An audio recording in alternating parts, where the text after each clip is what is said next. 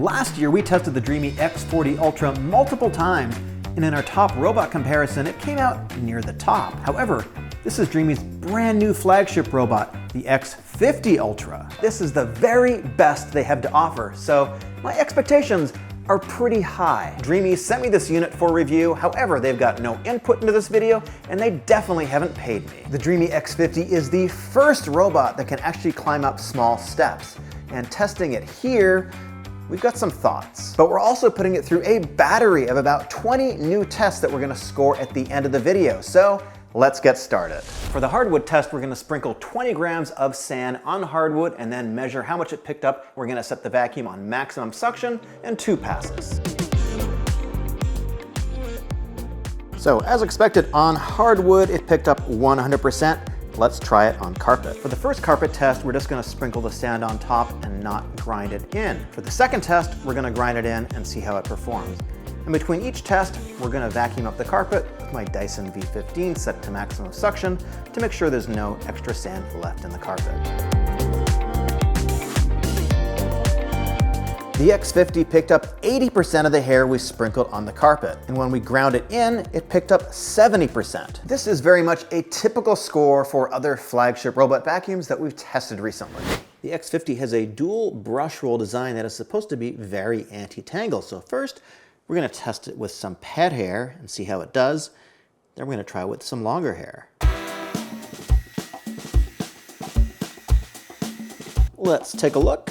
There is a tiny little bit of pet hair stuck on these bristles, but I think that's kind of unavoidable given the fact that these are very short hairs. It's definitely not clogging the bristles, not clogging the rollers. Now we got some hair that is about a foot long, and Dreame says it should be able to detangle hair that is about 30 centimeters, which is around a foot. Let's see.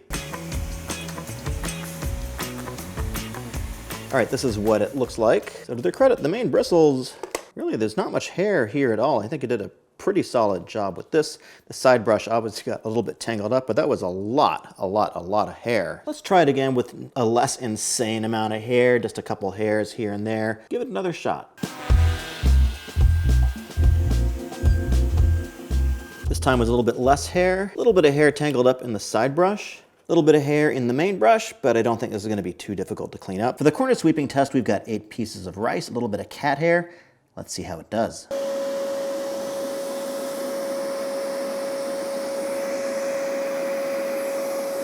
And it had no problem sweeping up all 8 grains of rice and the cat hair. Good job. And if you like saving money, sign up for our deals newsletter at vacuumnerds.com. For our mopping test, we're gonna put a standardized amount of soy sauce on the floor. Then we're gonna send the robot out. We're gonna set it to maximum water and maximum number of passes in the first test. Then the second time, we're gonna send it out in its AI mode and see if it does any better or any worse. Now we're gonna check the floor. Okay, that looks pretty average compared to all the high-end robots that I tested previously. Here's what the mop pads look like immediately after mopping. Now let's let the base station clean them up. And finally, after the mopping is complete and it goes back to the base station, we're gonna check how clean those pads actually are. This looks pretty good to me. I don't see any soy sauce on here. The base station has a cleaning system where it has 21 different nozzles that shoot up against the mop pads when they're cleaning them, so this is supposed to get them extra clean, and it does use 80°C hot water to clean them, so I think it's pretty effective. And we're just gonna clean up the floor before letting it run in its AI mode, which is called Clean Genius.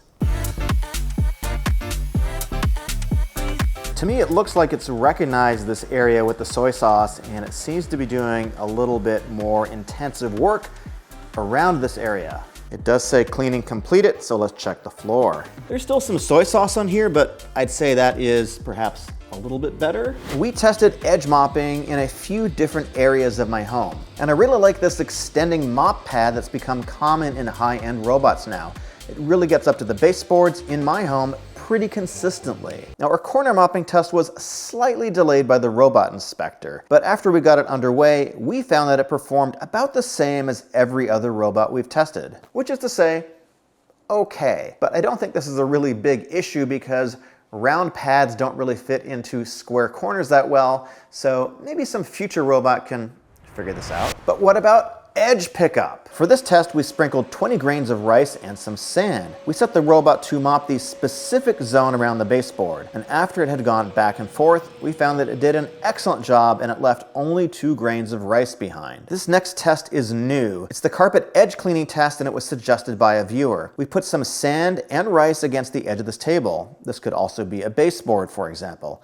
Now, we tried multiple different settings, but none of them would get the X50 to clean right up to the edge. And we'll be trying this test with other robots in the future. Now, what's amazing to me is how far these robots have come with artificial intelligence in just the last 18 to 24 months. The navigation system here is using AI to determine how to best perform mopping and sweeping without bumping into the furniture and potentially scratching it. You can see it gets right up to the table legs, but the body of the robot never actually touches the legs. It is very careful, and it seems to have a really good idea of exactly how wide or narrow a space it can get in. You can see the mop pads get right up to the legs, and so does the brush.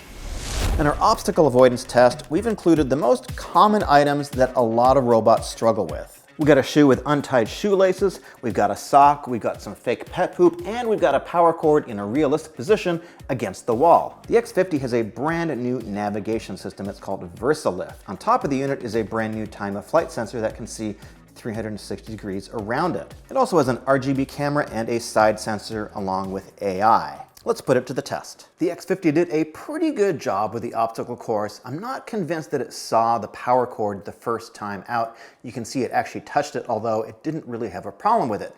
Same thing with the shoe. You can see in the app it successfully identified the shoe, and it actually identified the fake pet poop and the power cord as well. So even though it touched them, it didn't seem to have a problem with them, but I'm not completely convinced that it wouldn't have a problem in the future. But now, to make things a little bit more difficult, I'm just going to throw a power cord on the floor, a white one.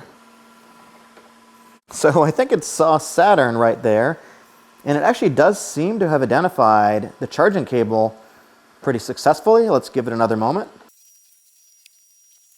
You can see in the app it actually has successfully identified the power cord, and it saw the cat. If you have low furniture in your house, this next feature is actually pretty interesting. The height of the X50 with the laser turret up in the air is about 111 millimeters, or that's around 4.37 inches. And if we look at the clearance of my stove, that is very close. And you can see with the turret extended, there's actually no way it's going to get under the stove. It is just a little bit too high. And a lot of other robots that I've had get stuck going under the stove because they get stuck on this power cord. So I've typically made this an off-limits zone. But the Dreame has this system they called VersaLift, where the turret on top with the time of flight sensor can sink down into the body of the robot and get under the stove to clean it. Now, it still has a camera and a sensor on front, so it can figure out where it is. This is pretty cool. Just for a second, I want to talk about the crazy advances in the robot vacuum industry. It wasn't that long ago that a robot couldn't cross this 3/4 inch threshold, and last year the Roborock Q-Revo Curve finally did it. But now the Dreame X50 Ultra has done one better.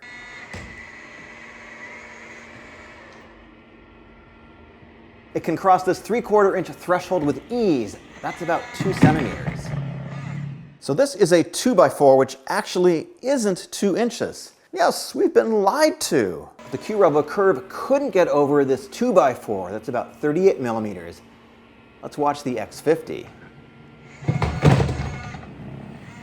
It has 2 different modes you can put into the app for crossing thresholds. And they say they've tested this so it can go over a threshold like this 30,000 times. Now, Dreame says that the X50 can go over thresholds that are as high as 6 centimeters. That's about 2 1/3 inches. However, the threshold has to have multiple steps like this one does here. So this is actually just a little bit higher than 6 centimeters. And although the X50 made a very valiant attempt, it tried 3 times to get over this, it seemed that the lower edge was just not long enough for the wheels to get up on and push it over. So I think if that lower threshold, that lower piece of wood was a little bit longer, it actually would have made it over. Any way you look at it, I think it's very impressive where the robot industry is right now, and I'm looking forward to seeing more of this in the future. Now let's talk about the base station. The base station has all the things that are pretty typical nowadays. You've got a clean water tank, you've got a dirty water tank over here. The bag can hold probably about 1.5 months of dirt. You've got a tank for solution. Where this is a little bit different though is in the way that it cleans the mop pads. And when this is cleaning the mop pads, it has about 20 jets or so right along here, which are gonna help do a little bit more intensive cleaning is what they say. So far it seems to work. The X50 is overall one of the quieter robot vacuums we've tested. In normal vacuuming and mopping mode, it's around 56 decibels, which is basically the same as just some moderate background noise. The base station is also pretty quiet too when it's cleaning.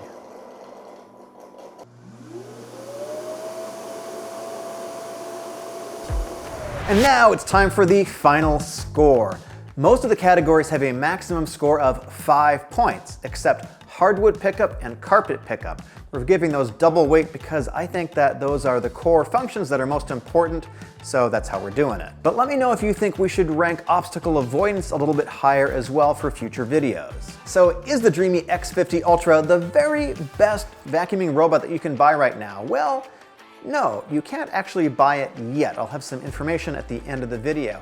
However, it did score 89 out of a possible 105 points.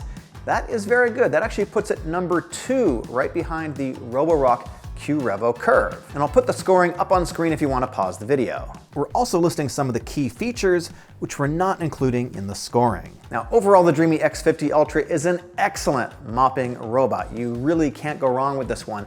It is just as good as the last year's X40 in every category, but they've actually added some features, so that makes it a little bit better. The navigation has been improved. It has step climbing. It's able to go under low furniture, and it's definitely quieter than last year's too. So if you're looking for a flagship robot, it's a pretty good one. So it's not available yet, but Dreame is having a pre-sale right now where if you give them, I think $39, you can get up to $390 off. And that seems like a pretty good deal. I think that's going on through February 13th. And if you come to this video after the launch, I'll have some type of discount code down below. If you want to know what the current vacuum deals and sales are, I'm launching a monthly newsletter at vacuumnerds.com. You can sign up down below. And if you want to see the results of our last robot vacuum comparison, click right here.